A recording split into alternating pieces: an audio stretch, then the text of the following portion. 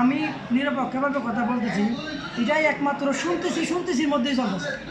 এই যে আপনিও শুনতেছেন, আমিও শুনতেছি, কিন্তু শুনতেছি কোথা থেকে? ফেসবুক থেকে। ফেসবুকে একটার পর একটা পোস্ট ওনার নামে আসে, আমরা এটা থেকে শুনতেছি।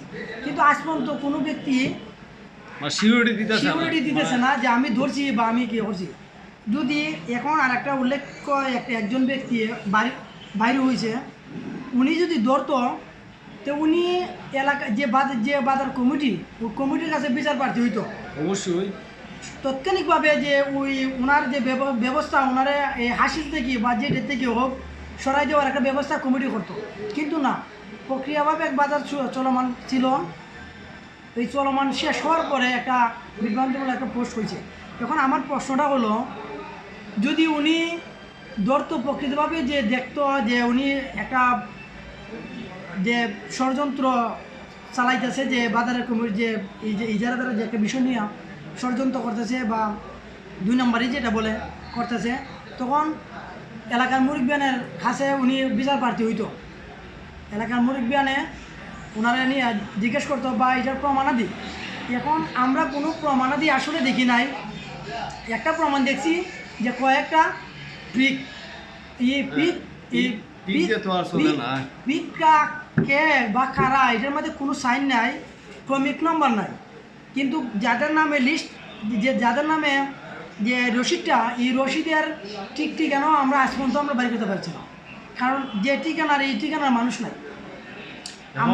আমরা উদ্ঘাটন করছি, আমরা একজাক প্রায় 7-8 জন আমরা যুবক পোলাপান মিলা আমরা এটা নিয়ে আজকে 1 সপ্তাহ ধরে আমরা গবেষণা করতেছি বা তথ্য বাড়ি করার জন্য আমরা আপ্রাণ চেষ্টা করতেছি। এখন আমরা হয়তো আমরা নিঃস্বার্থভাবে আমরা এই এলাকার এইভাবে বিভ্রান্ত কইরা, মানে ওনার তো ইজ্জত যাইতেছে ঠিক আছে, কিন্তু আমরা এই এলাকার তো ইজ্জত যাইতেছে না। অবশ্যই। এখন আমরা নিঃস্বার্থভাবে এই যে আমার কইছো যে তোমরা এটা মানে হইয়া থাকো, এটা তো অবশ্যই বিচার হইতো, এটা তো নিঃস্বার্থভাবে থাকলে হইতো। আমার হয়তো দাবি এটাই, কারণ আমরা এই এলাকার মুরব্বী যারা আছে এরাও বইতো, আর আমরা সুন্দরভাবে একটা মানে সমাধান দিয়ে মানে আমরা এলাকায় ইজ্জত এরা রাখতো, আর ভবিষ্যতে আমরা এই বাজারটাও থাকতো না। এটা আমরা তো এলাকার স্বার্থে মানে রাখা লাগবো। কেরে ক্রেতা যেমন সুবিধা আছে, বিক্রেতারও সুবিধা কেন? কিন্তু আজকে তো এই বাজারটা উন্নয়ন হইতো, আমরাও ওষুধ হইতো, আর যারা বিক্রি করে এরাও ওষুধ হইতো। মন্তব্যকে আমরা অনুরোধ, আমি আর আমার মামু আমরা দুইলে আমরা মানে আবেদন এবং অনুরোধ করতেছি, মন্তব্যকে আমরা বাজারটা যাতে কোনো এলোমেলো না হয়, গ্রামের স্বার্থে সবাই এটা নিয়ে হাস করতো। আর এটা দোষী হইলে এটা তো আমরা যেহেতু শ্রদ্ধেয় স্যার, আমরা এখানে লেখাপড়া করেন, এর মতো হরাইতে শুন, ওনারও তো মনে হয় একটা ইজ্জতের বিষয় আছে। এখন ওনারও ইজ্জত মানে যদি উনি তো ঘুরে থাকুন, অবশ্যই ওনার শাস্তি হইতো। উনি কিন্তু শাস্তি নিতে কোনো দ্বিধাবোধ করতে রাজি না। ওনার হলে আমার যদি হইতে আমার শাস্তিও সমস্যা নাই, কিন্তু আমার হলো বিভ্রান্ত হয়ে যায় এখানে যে আমরা মানে একটা কিতাব মানে ফেলায় হয়েছে। আর জায়গায় আমরা কিন্তু প্রত্যেকে দেখছি জায়গায় ওগুলো আলাপ করে, কিন্তু সরাসরি কেউ আনা, তার মানে এটা মানে মিথ্যা এক পর্যায়ে যায়। আবার কোনো এক পক্ষের মাতলে বোঝা যায় এটা সত্য, যে সত্য কোনটা মিথ্যা কোনটা এটা তো আমরা বুঝতে পারতেছি না।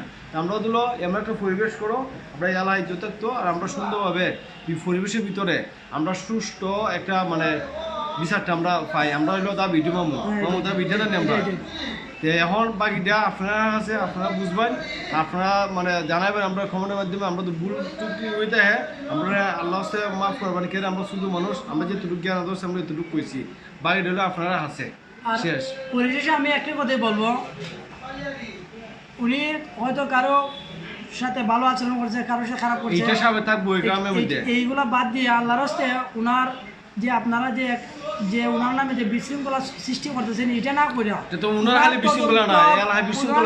যে তদন্ত করার যে বিষয়টা নিয়ে একটা পরিবেশের মাধ্যমে আপনারা আসেন, এই ধরনের আলোচনা সমালোচনা না করে আপনারা দরকার পড়ে একটা পরিবেশের মধ্যে আইসা প্রমাণ করেন।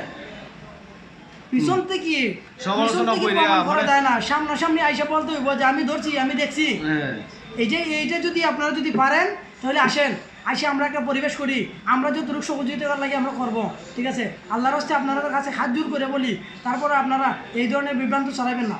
চালাই আমরা এলাকাটা নষ্ট করবো না, আমরা এলাকার স্বার্থে আমরা কিন্তু কের স্বার্থে না না। আমরা আমরা যে শিক্ষক স্থানীয় স্বার্থ আমরা নাই, যে বিভিন্ন ইটের স্বার্থ আমরা নাই, আমরা সোজা হিসাব আমরা এলাকার স্বার্থে আমরা এলাহাত বড় হয়েছি, এলাহা দেখছি অনেক সুন্দর চলছে, ভবিষ্যতেও চলতো এবং আমরা প্রজন্ম যারা আছে ইয়ারাও মানে এই পর্যায়ে যাইতো আর কি, আর আমরা বাজারটা সুন্দরভাবে থাকতো। যাই হোক আজকের লিগে আমরা এখানে পর্যন্ত পেলাম, হ্যাঁ, আর বেশি বেশি পরবর্তীতে করে ইনশাল্লাহ এই যদি ভিডিওটা আমরা শেয়ার দিবেন এবং যে এই পেজটা ফলো দিয়ে রাখবেন যাতে আরো ভালো যদি ভালো হ্যাঁ, কোনো আমরা- নিউজ আসে আপনাদেরকে আমরা দিব। এই পেজের মাধ্যমে আপনাদেরকে জানানো হবে। এই বলে বিদায় নিচ্ছি আজকের মতো। আসসালামু আলাইকুম। আচ্ছা।